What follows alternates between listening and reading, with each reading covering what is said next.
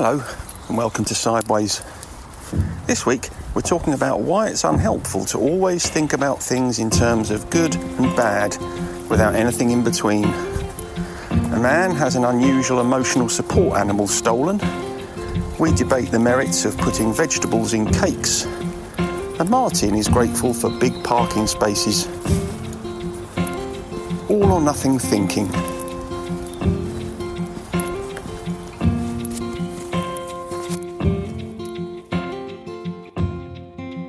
Good morning. Hello. You all right? Yep. How are you? You had a wide grin on your face. Yeah, I'm good. Thank you, mate. Yeah. I just thought I'd begin with a wide grin. It is. Well, it's a nice introduction to it. It looks like a very nice day out there. Yeah. Isn't there? I think there's quite a lot of scientific evidence to support the idea that if you smile, you feel better. Yeah, I can understand that. So I was testing it out. It does, and it made me feel better, mate. Yes, seeing you smile. You're normally a grumpy bastard, so that's quite nice. That's rich coming from you. Yeah, anyway, welcome to season 9. Yeah, I've got the numbering convention all wrong now, haven't I? Yeah, you did mess it up. But yeah, because after you pulled me up on it a couple of weeks ago, yeah, I then sort of second-guessed myself when I was numbering the next episode, and I think I made it worse. Okay. Well, my records are all intact, so I'm happy with it. Oh, good for you. Even though it looks wrong on Buzzsprout. Yeah. I will sort it out. You know, just leave it with me. Okay, I will, mate. You can trust me. Well, I can, and I'm trusting you today because what we're talking about today is one of your ideas. Oh. And although it's fairly new territory for me, I've not done any research on it at all. Oh. I'm expecting some good stuff from you, mate. Some bit of heavy lifting, because what we're talking about today is binary thinking, known by several other phrases or terms, which I'll come on to when we start. But before we start, there was a headline that I quite liked. It threw up so many questions, really, just the headline itself, and I just wanted to read that to you, which was Wally, the emotional support alligator, goes missing in Georgia. Now then, my first thought was, who the hell would have an alligator as sort of an emotional support pet? Yeah, but they come in many shapes and sizes. Obviously, they do. I mean, you had a snake. I did. I didn't use it for emotional support particularly. I just liked having a snake. But the picture of this guy was he's sort of cuddling his alligator. But what actually happened in this little article here was that the owner had taken his pet on a trip to his holiday home in Georgia from Pennsylvania, so it's in the US. Yeah. And he popped it in the compound outside and it got nicked. No. He thinks that it had been nicked by pranksters. I mean, again, who would nick an alligator? But yeah, I mean, I can think of things I'd rather nick than an alligator. Things a little bit less. Wouldn't be top of my list. Well, yeah, bike's all right. Don't get bitten mauled to death, do you? So it had been taken from a compound. It had been left outside someone's house, for a joke. Right. But the authorities were alerted and they came along and captured him and put him back into the wild. Oh, no. Yeah, they did. And the area they put him into was a 438,000 acre swamp. So the chances of finding poor Wally again is pretty slim, I'd imagine. Oh, no. That's a sad ending. It is a bit of a sad ending, but I mean, you really brought me down now. I haven't got a smile on my face anymore. Well, no, I'm to be honest, I'm quite happy that it's out in the wild rather than in captivity. So. Yeah, but can Wally survive in the wild? I don't know. We don't know. I don't know. If he's been bred, do we know, was he bred in captivity? Don't know about that. See, now you've raised loads of questions now that I'm trying to answer, and I can't. As I said, there's so many questions that raised from that one particular headline. But I thought it was quite an interesting one that we know people have emotion. I know dogs are all right because they can certainly let you can pet them and pat them and stroke them and stuff. But an alligator, I mean, that is an odd emotional support animal. But of course, if it is your emotional support animal, being separated from it, ironically means that you're going to need quite a lot of emotional support. Well, quite, yeah. And whether we get that from another alligator, maybe get something a little bit less left field. a bit more conventional. Gerbil or something, hamster. Yeah, less likely to get nicked and put outside someone's house. Yeah, I mean, I've had lots of different pets over the years, but certainly in terms of emotional support, dogs are far and away top of the tree. They are, aren't they? Yeah, they're they're very much a man's best friend. They are, and a woman's best friend. And that man was used in its broadest sense, that's for sure. Because that's the old saying, isn't it? A dog is a man's best friend. It is, absolutely right. We want to make sure that we're not talking in a binary fashion here, don't we? Exactly. We don't want black and white thinking, do we? We don't, and that's the binary thinking. When I was looking at the just as sort of looking up as a definition, it said, and I'll just read this out: binary thinking, often also referred to as black and white thinking, dichotomous thinking, which I quite like, absolutist thinking, is a common form of cognitive distortion or unhelpful thinking style. Yeah. People who think in all or nothing terms may also act in equivalently extreme ways. They may veer, for example, between complete abstinence and binges, or from extreme effort to none. So it's quite relevant with regards to addiction. I see this style of thinking all the time. Yeah, in groups. So it is a relevant. What you put on the list there was for some reason very good for you and actually relevant. Which is a bit of a surprise. Which is surprising, isn't it, for me? It is, but you've done very well. You've exceeded my expectations of you. I suppose one could, make the observation that if you throw enough mud at the wall, eventually some of it's going to stick. You're right. But what struck me that it seemed to, would you say there's some sort of link with that and perfectionism? Because when I was looking through, and I'll go on to it later on, but when I was looking through, I thought that there's a lot of binary thinking and black and white thinking with regards to perfectionism. Yeah, perfectionism is black and white thinking, isn't it? This is either perfect or it's no good, or it's absolute rubbish. Yeah, exactly. So it's a great example of that. But it is, and as you say, it's also very it fits very nicely into, I'm sure, what you are dealing with every day in people who are trying to recover from their addiction problems. Totally, yeah. So it was quite an interesting bit of research.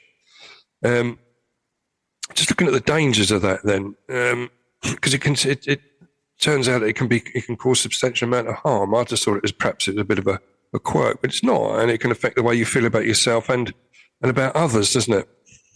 Yeah, I mean, certainly one of the most destructive aspects of it is the way it can leave you feeling about yourself. Yeah. Either I'm okay or I'm totally not okay. Well, that's quite destructive, isn't it? Well, it is. There's nothing in between, does it? It's it.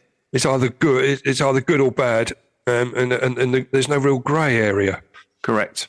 I mean, it can stop people seeing alternative outcomes, can't it? It can make it difficult, in some cases impossible, to see solutions because of these extreme absolutes you're dealing with. Yeah, and the absolutes become self-perpetuating because people think because this has happened in the past. So, for example, if you've had a failed relationship or you've had a couple of failed relationships, you then say to yourself, I'm no good at relationships. That's it. That's binary thinking. Yeah. And you're then taking that thinking into your next relationship and you're almost creating self-fulfilling prophecy. I'm waiting for this to go wrong because I know it's going to go wrong because I'm useless in relationships. So that's just a simple example of how devastatingly destructive it can be. And that does come out in the research. But there was a little list here of someone who participates in all or nothing thinking might notice the following. Okay. Feeling as if you're a failure. Yep. Having lowered self-esteem and confidence. Yep. Which you just touched on there. Difficulty finding middle ground. Thinking of solutions. Yep. Yep. Which we've already mentioned. Being less likely to take risks. Yeah, just going back to that middle ground one. I don't know if we can come back to it, but okay. What was so you said less likely to find middle ground, so less likely to find solutions, right? Yeah. Yeah, I mean, the other impact that has, not being able to find the middle ground, is that you find it very difficult, if not impossible, to take a rational view of a situation or yourself. Okay, yeah. Because if you think about, most situations in our lives, they're not really brilliant or disastrous. Quite a lot of them are somewhere in between. It's like, well, this isn't ideal, but I've got to make the best of it, or I'll have to find a way through it. If you can't arrive at that, then life becomes very, very difficult, because everything is put in a box of, this is great, it's exactly what I want, or this is intolerable and I can't deal with it. And of course, more often than not, you're going to find that it's intolerable and you can't deal with it. I mean, it aligns also, I think, with catastrophizing, which we've done and we've talked about in the past, where it's either extremely good or it's straight to it, and certainly in the addiction world, it's straight almost to suicidal thinking. Yeah, it is real extremes. Or it's straight to the off license. Or it's straight to the off license, yeah. It's one of two. There's nothing in between on that, that's for sure. But one that came up also I see all the time is an inability or unwillingness to forgive yourself. Yeah. So someone who participates in this style of thinking will find that particular trait. And trouble asking others for help, again, so relevant. Yeah. Yeah, I mean, particularly relevant for people with addiction problems, because it's the one thing you absolutely need, isn't it? To reach out and ask people for help. It is. Part of the reason people don't ask for help in that situation is because with that black and white thinking, it's very easy to feel like you're just not worth it. I'm not valuable. I don't matter. I'm useless. And if you feel like that about yourself, then obviously the likelihood of you asking someone for help is vastly reduced. Yeah, it is. And I just want to read out this next section here, because it sums up what we're talking about here, really. When someone engages in this type of thinking, they'll either believe themselves to be successful or a failure in everything they do in life.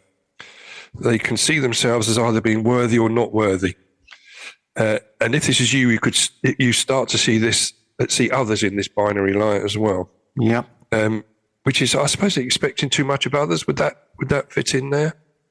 Yeah, it can do. I suppose it can have a number of different impacts, can't it? So, for instance, part of an extension of that black and white thinking is if you think you're terrible, which is an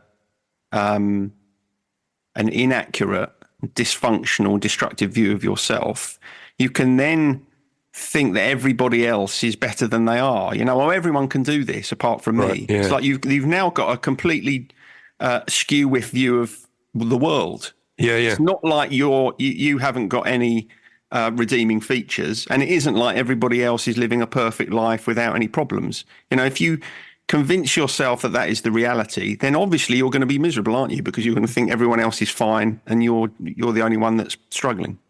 Yeah, I suppose it sort of it helps to cement those feelings, doesn't it, of negativity and depression and anxiety.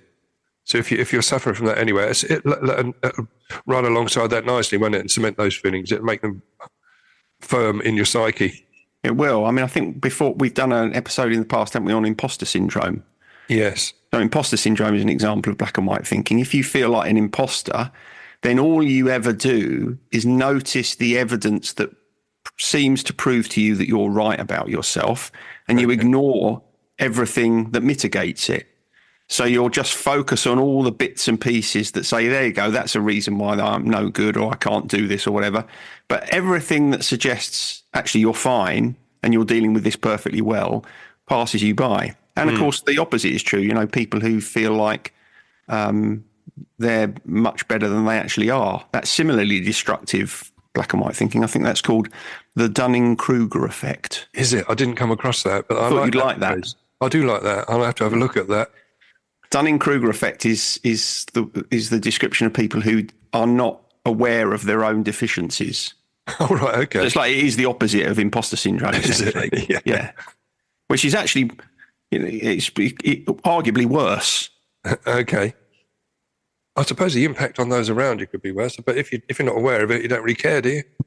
Well, you might not care, but it'll be kind of showing up in the way you live your life and the way you perform at work and so on, won't it? I think there's quite a lot of research to suggest that people who struggle with imposter syndrome quite often are high performers. Right, okay. Probably partly because they worry so much about their performance. And similarly, people who are under this kind of the Dunning-Kruger effect, that are kind of victims of that, tend to be lower performers because they're not aware of their own shortcomings. Right. That's why I say that, potentially it's perhaps even more destructive. So somewhere in the middle of those binary excesses is where we want to be, don't we? Where you want to be, you have to accept that you're going to do things okay some of the time, and sometimes you're going to mess stuff up. And that is what being human is all about. It is. And the next part I was looking at was just the signs of all or nothing thinking. Yeah. There's a couple of phrases that they threw in there, and I was looking at in the research. Phrases such as, I will never pass this test, or no one will ever love me, or I always lose. And I think the thing is, when I was going through this, I was thinking, God, this is a lot of me in here. I related to so much of this. I really did. Yeah. I mean, the probably the easiest example for you and I, which is, slightly trivial and trite, is with regard to our football team. Okay, yeah. Our view is always, isn't it? Whenever we talk about football, we always think, obviously we're going to lose. Yeah. That's black and white thinking. I mean, obviously it's not the case, is it? No. So those sorts of situations where you hear yourself using statements with words such as I always or I never. Okay. Those are examples of black and white thinking because they're not true. On the balance of probabilities, however much you think that this is always going to happen, the likelihood is it won't always happen. And part of the reason that it continues to happen is probably the way that you're thinking about it. Yeah, I can understand that. Do you think that people that use this style of thinking give up easily as well? Yeah. You might have goals or dreams, but you give up on them quickly, and you can because you're only focusing sort of on the failures. I mean, of course, if you see people that are very successful, take the people on the Dragon's Den, for example. They know they're by their own admission, they've had loads of failures before they hit a success. Yeah. But they've had a dream, they've kept going. Yeah. Because they haven't got involved in binary thinking, because they'd have just given up, wouldn't they? The first hell, this is too difficult. I'm not going to be able to do this perfectly. Bang. Yeah, and it's also about the degree to which you believe that a failure says something about you as a person. Yeah. So in order to succeed, you have to accept that failure is a natural consequence of pushing yourself outside your comfort zone. Yeah. But the thing that enables you to keep going is not attributing a personal quality to it. If something doesn't work out, it doesn't mean you're useless. It just means that there's something wrong with the way you did this, or, maybe you need to approach it a different way, or maybe it needs a tweak. If you can separate yourself from something that hasn't worked, then you're much more likely to continue and have another go, aren't you? Yeah, you are. Yeah. Rather than seeing it as, oh, well, obviously it's failed because I'm useless and I always fail. That's the sort of black and white thinking that's going to stop you in your tracks. So do you think one feeds the other? Like if you have self-esteem, you're more likely to be involved in all or nothing thinking, or if you are involved in all or nothing thinking, it's going to affect your self-esteem. Yeah, do they feed one another? Yeah, they definitely feed one another. Yeah, I mean, if you feel low about yourself anyway, you're more likely to be fatalistic about your chances of success in any area of life. Yeah. And if you're fatalistic about your chances of success, then you're more likely to have low self-esteem. I mean, if I had to, I'd say it probably starts with you not really feeling very good about yourself. I think that's probably where it starts. You're more likely to think in negative fashion about yourself if for some reason you feel as if you're in some way inadequate. Yeah. So how do we stop this? What have you got any sort of tips on that? On the research, I've got one or two ideas. I just wondered did you want to discuss those, or is there anything you want to throw into the mix at this point? Let's do that. Maybe it'll. Okay. Yes, let's go that way. I'll read out this little section here. One of the best things you can do is to pay attention to the things you say and the way you think. Excuse me. Learn to recognize when all or nothing thinking starts to take root, and learn to see beyond the black and white world. There are more than just two possible outcomes. You should strive to focus on the good, even when the result is not what you want. I found that a bit tricky to understand. Focus on the good, even when the result is not what you want. Yeah.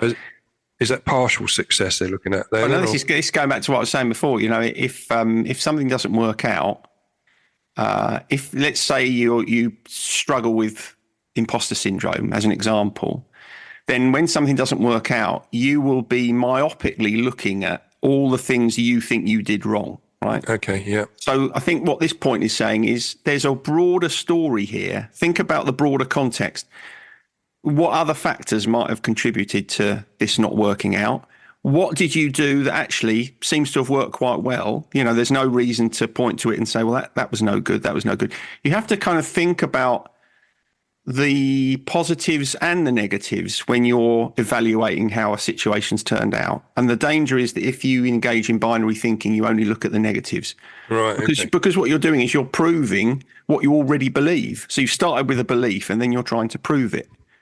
Whereas if you think more holistically about why has this turned out like this and what can I tweak to make it different, not only are you more likely to get a better result next time, but you're less likely to consider yourself at the root of all the failings. The problem, right? Okay, that's fair enough. But one of the tips it gives is to replace thoughts, and start replacing those all or nothing words with words that are more positive. Embrace the mistakes that you make and learn from them, which is straightforward, and list the possibilities rather than the absolutes. And it goes on to say you may access this via cognitive behavioural therapy. Yeah. So back to our old friend. CBT. Yeah. So the start of that little passage there is important because the language we use to ourselves makes a difference to the way we think and we feel. As I was saying earlier, if you hear yourself saying things like, I always lose, or I'm never any good at this sort of stuff, that is a cue for you to think, hang on, what am I doing to myself here? All I'm really achieving here is looking to my past and projecting into my future. So it's reasonable to say, oh, well, when I've done this in the past, it hasn't worked out so well. That's okay. That might be a reality. So what do I need to do in order to, give myself a better chance in the future? Yeah. That's healthy. But if you say, there's no point me doing this because I always fail, you need to look at what you're saying to yourself, because the more that you say that sort of thing to yourself, the more you create the reality.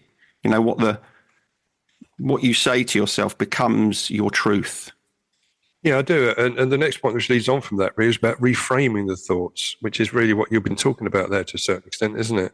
Yeah. And I think the truth is likely to lay. We talked about this grey area, haven't we, in the sweet spot, and so it's trying to find that area, isn't it? And trying to. So if you're knocking out those negative thoughts or the way you talk to yourself, you're not going to go straight to the other extreme, are you? Hopefully, you're going to end up at somewhere in the middle.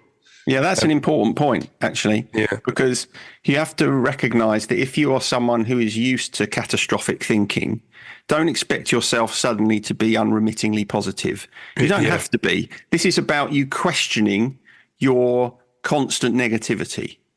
That's the first stage. It's I know I have a tendency to feel negative about situations like this. How about I just challenge that? How about I just challenge this idea that because it's happened in the past, it's always going to happen in the future? So that's quite an important thing to do. But the other thing that's important about grey space is it's useful to understand why people don't like operating in that grey space. And it's because there isn't any certainty. Right. And although it might sound a bit wacky, being certain about your uselessness for a lot of people is preferable to being uncertain about how things are going to turn out. We like certainty. We talked about this before. And certainly if you're in addiction, you're very used to certainty, aren't you?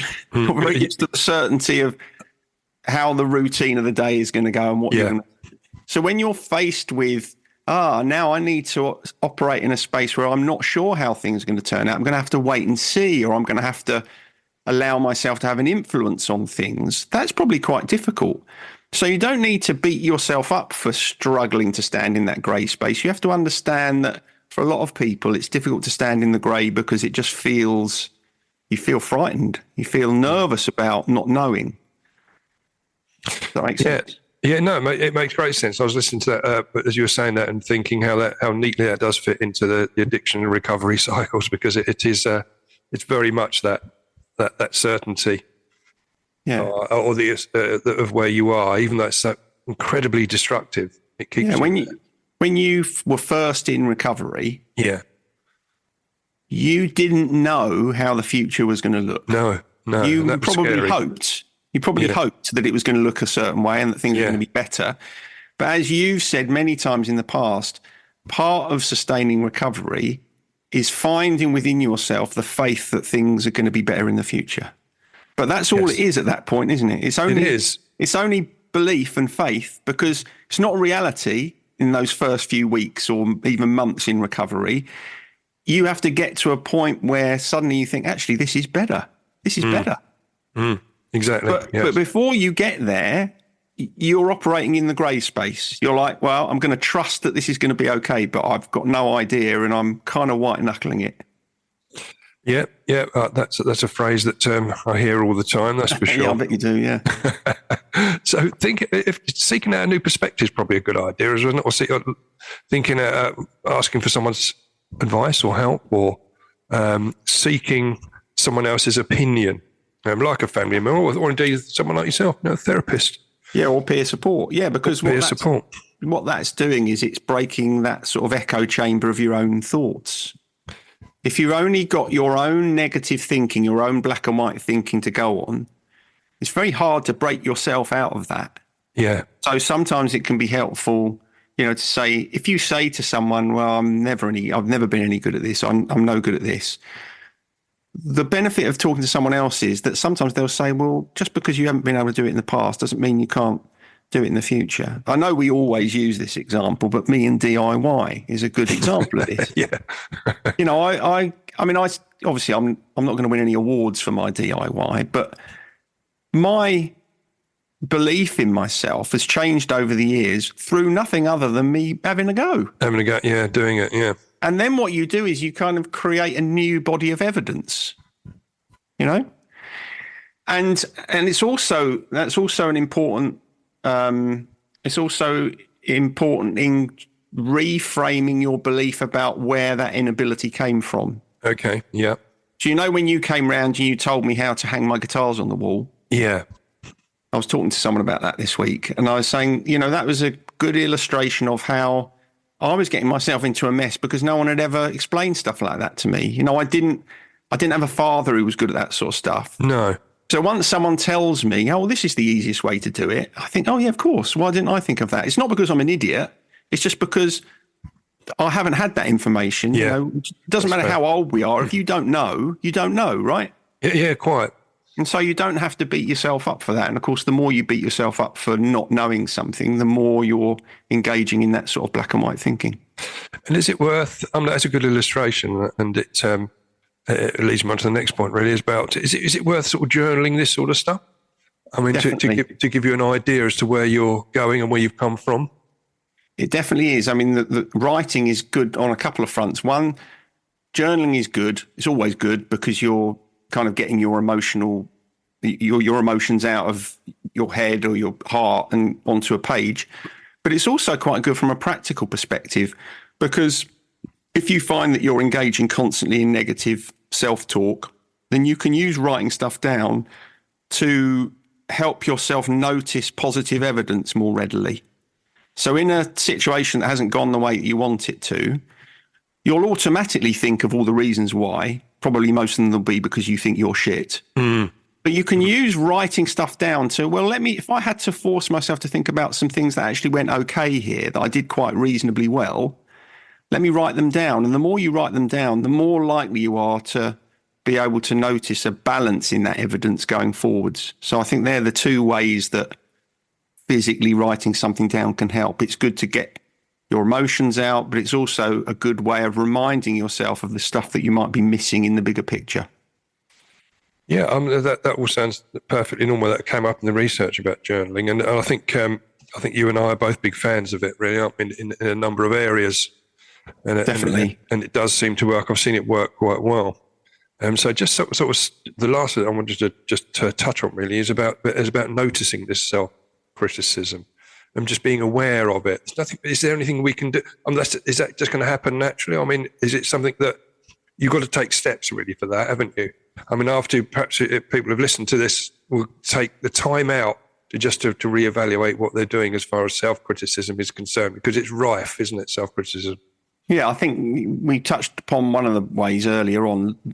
Pay attention to the language you use with yourself. Yeah. And also, particularly, pay attention to the language you use towards yourself when you're feeling negative, when you're feeling a bit, when you're frustrated or you're angry with yourself. How are you talking to yourself? So that's the first question. And then when you recognize when it's happening, you need to stand back and think more broadly about this situation. So whether it's in something at work or in relationships or in something you're trying to do, the more you can understand the roots of that, why do you feel like this? Where's it come from? Why do you hold this opinion about yourself? Then the more likely you are to be able to change it. And of course, part of it is related to the ferocity of your inner critic, which I think we've done an episode on. So if you look back in the catalogue, the canon, I should say, you'll find the episode on the inner critic, and you'll also find in that episode the conversation that we had about how that critical voice inside you probably isn't your voice. It's probably come from somewhere earlier in your life.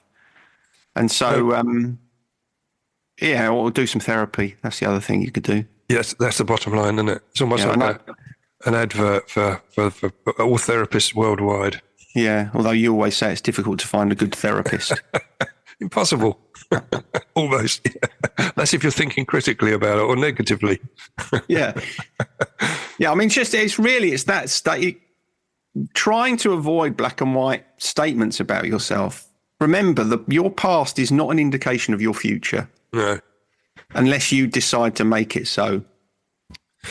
I agree, and that's probably that's my notes sort of ended here, and I haven't top and tailed this neatly like I normally do with perhaps a quotation, but I'm in that grey area. That's all right. That's all right. Let's enjoy being in the grey area and seamlessly into the this week's conundrum feature.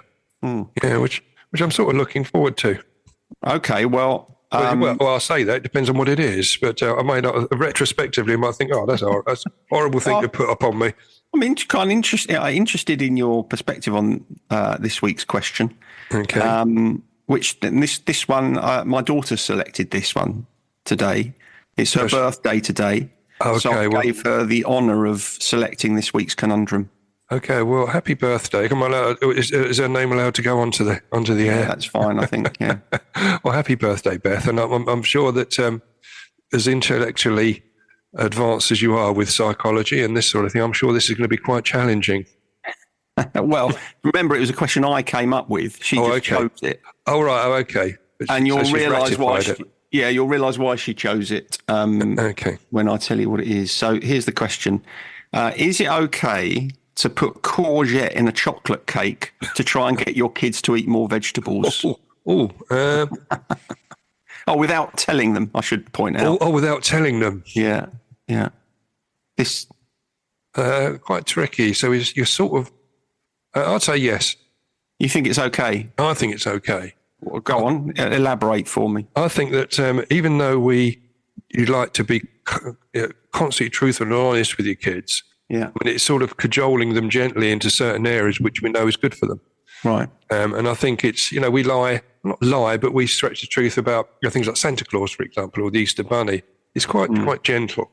So we're not always completely 100% truthful. It's part of the pattern of allowing them to sort of move through phases of their life quite seamlessly. And if vegetables, which we know are good for people, if they are struggling with it, I suppose it's a bit like giving some medicine that's hidden in a chocolate bar or something like that. Yeah, I'm all right with that. I'm okay. And if they enjoy it, you say, well, this is you've been eating some courgette. It's good, isn't it? It's nice. Shall I tell you what actually happened when I did this? Right. So this comes from a voice of experience, does it? Yeah, okay. This really happened. Yeah. Okay. When my children were small, I made a chocolate cake with courgette in it. Okay. And they said to me, when I said I made a chocolate cake, they said to me, is there anything weird in it? Okay. And I said no. All right. And as soon as they ate it, they could tell that there was something weird in it. And they didn't trust my cooking for ages after. They still ask now. Oh, do they? When I was asking my daughter, who's now 23 years old, when I was asking her what kind of cake she wanted for her birthday, she told me what kind of cake she wanted, and she said, like she always does, don't put anything weird in it, right? So this one really came back to bite me. All right. So, so you'll be pleased to know that we're disagreeing on this week's conundrum because never since have I ever lied about what I put in any cooking because, it scarred my children. I'm quite surprised they didn't call child line, to be quite honest. Well, in light of this new evidence you've given me, then perhaps I would change my viewpoint. But I think that I think it's. You'd still give it a go, would you? I would. Yeah. Yeah. Yeah. Maybe you should make a cake for your grandsons and see if you can get some Swede into it or something. Well, I'll ask my daughter to do that.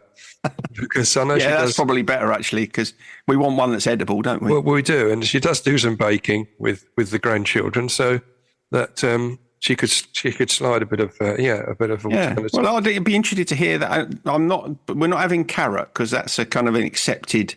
Carrot cake is accepted. Yeah. Everybody loves carrot cake, obviously, because it's brilliant. Sure. Yeah. So we want a slightly weird vegetable in there, and maybe generationally things have moved on. Yeah, perhaps I have. I'll pose that question to Emily, but I suspect she'd just say, no, he'll spit it out and that'll be that. He'll walk away from it. It'll never go any further than that. Anyway, there we are. Thank you. I think it's a good conundrum. It made me think a little bit. I couldn't come up with an instant answer, which is good. That's what I want. I want the challenge. I like the idea of putting you on the spot slightly.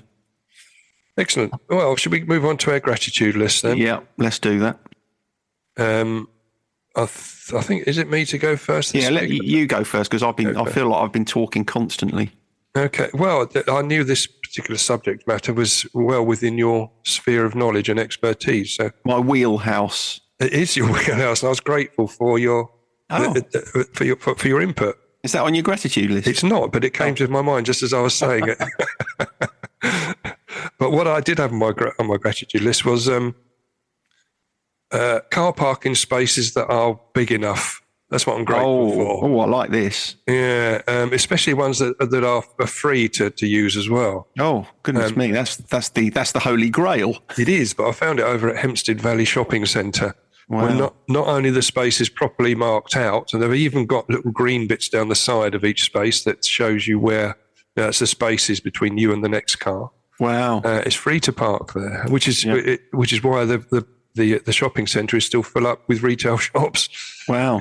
It's not too much to ask, but having, quite a big car, I like those bigger spaces because nothing worse than, when you're squeezing into a space and you've got to get out the door, and you're desperately trying not to knock on the door of the car next to you. Yeah. And it's especially I feel especially difficult if someone is sitting in that car that's next to you. Oh yeah, because you're being watched, aren't you? The anxiety races, isn't it, at that point? Yeah. So having a properly spaced car park, and especially if it's free, which I did find, then I'm very grateful for that. Oh, I like that, yeah. I might go there even though I don't need to, just to enjoy the parking facilities. And there's always plenty of space. I've never gone there and there hasn't been enough spaces. Don't they have special spaces there for the elderly like you? They don't, really, concessionary spaces. Yeah, of course you ask for concessions now where they're on offer, don't you? I do, yeah. Certainly at the football. At the football, yeah. Well, they broke the mould there. I was never have asked for it. Yeah, they invited you, didn't they? They did. That's their fault that I get £4 off each time I go in there now. Yeah, very good.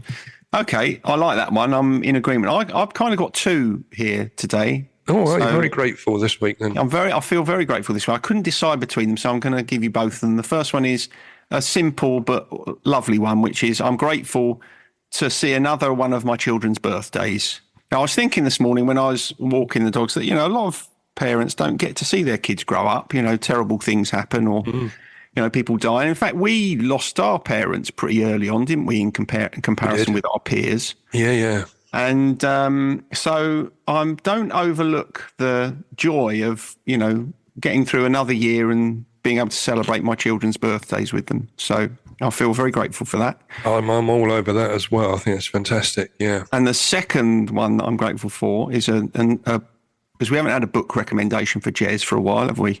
We haven't, no. So I've just been reading. I know this won't work on a podcast. Oh, you can't see it, can you? I've just been reading David Sedaris's book Calypso. David Sedaris is an American essayist. I don't know if you're familiar with his work. I'm not. No. Okay. So anyway, the penultimate essay in this book, which is called "And While You're Up There, Check on My Prostate." Right.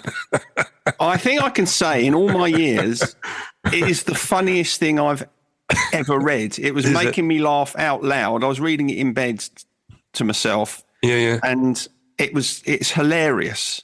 So, Jez, that's definitely a book you want to buy if you want to have a good laugh. So I really feel grateful for things that really make you laugh. I mean, there's a lot to be miserable about and worried about in life. But so when you can have a really good belly laugh, that feels like an absolute gift. It is a gift, and especially if you can do it whilst you're on your own. It's much easier to laugh when someone else is there to share that with you, especially if they're laughing. Yeah, I think that's why laughing when you're alone is particularly joyous. It is joyous. Yeah, it doesn't happen often enough, I think. Well, you need to get yourself a copy of Calypso and read that. Perhaps that will. I would challenge anyone to read that chapter and not laugh out loud. Yeah. I'll wait for Jez to buy it and buy it off of him. Yeah. I can laugh at his expense then. On this day of music, but which year? Yeah. Happy with that? Mm-hmm. I reckon you get this one. This is number one in the UK. Don't put pressure on. I don't want pressure. Okay. Well, I think it's more time sensitive. I think you're probably it's a Stand and Deliver. Oh, Stand and Deliver. Your money or your life. See, I always remember these ones because I know my brother. Yeah. Your matey, Paul. He was a big Adam and the Ants fan, so it's easier to date because I know when he died, obviously. Yeah. So you see, I don't find it easy to date. Well, it's 80s, obviously. Yeah. Feels like it's quite early 80s because I think wasn't that Adam and the Ants' first number one or first hit? It might have been. It wasn't their first one, was it? I can't remember if it was their first because they started off as quite a radical punk band, really, and and then they changed and went all poppy. I'm going to go 80. Going to go 82. You get a point, mate. 81. There, you've broken the day. That's the first point you've had for this in the third week. We've had two lots of zeros. I've been in a terrible run of form, haven't I? You have, so that's nice to knock one in, mate. The next one, I don't know if you know this or not, but this is the year someone was born. Yeah. Which was Craig David. Craig David and Bo Selector. When was he born? I reckon he was born on the 5th of May. If that's any good to you. So that's not really much. So happy birthday, Craig. Yeah, happy birthday, Craig. Yeah. I'd say he's probably in his early 40s. So I'm going to say 78. Just out, mate. 1981 again. Same as Adam and the Ant being number one. Okay, all right. So you're just outside there, but not far out. Yeah, not too bad. He's 43 today. Oh well, happy birthday, Craig. Nice one. Now, do you know the year in which Bob Marley died? He died at the age of 36. So he's going into a band. Bob Marley. He's bringing. He's bringing a bit of reggae to the party. Yeah, that'll certainly create some variety in the set list, won't it? It will do. A bit of cultural diversity is good, isn't it? Yeah. How old was he when he died? He was actually 36. Wow. Have you seen the film One Love, the Bob Marley film? No. Highly recommended, mate. Highly recommended. Well, recommend it to Jez. He'll probably go out and buy it. Read the film. Though I did find it's so difficult to understand the sort of Jamaican patois. I think you told me this actually. Oh yeah. You need to have the subtitles on to get it to its fullest because I was struggling. Yeah, I wonder. Part of me wonders if you're trying to trick me here by giving me another 1981. But I think it might have been a little bit later than that. I'm gonna go 84. Just outside. It's 1981. Oh, no. They were all 1981. Which was quite neat, I thought. No, it's not. You think you're clever, but you're a knob. I know I'm clever. For tricking me like that. Well, you got 1 point. So I never do well on this quiz. It's not fair. Yeah, that's notice what I did there? I did. A little bit of binary thinking. Yeah, exactly. Yeah. Well, I got a point. So I'm trying to put a brave face on it, but it's difficult to be honest, really, because I'm quite disappointed with myself. Well, but you're after we finish, I'm going to go and have a little cry. Don't beat yourself up about it, mate. There's always next week.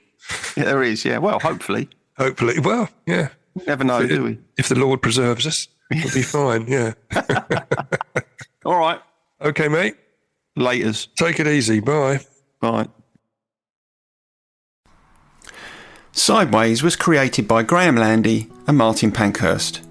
If you want to read more about our work or sort through the extensive archive of past episodes, just visit grahamlandywellbeing.co.uk/sideways-podcast. You can follow us on Twitter or Facebook or Instagram at Sideways Podcast, and you can email us if you have a question or if there's something you'd like us to cover. But most of all, we want to tell you how grateful we are that you come and listen, and we ask that if you've enjoyed what you've heard, that you spread the word. And we'll see you next week.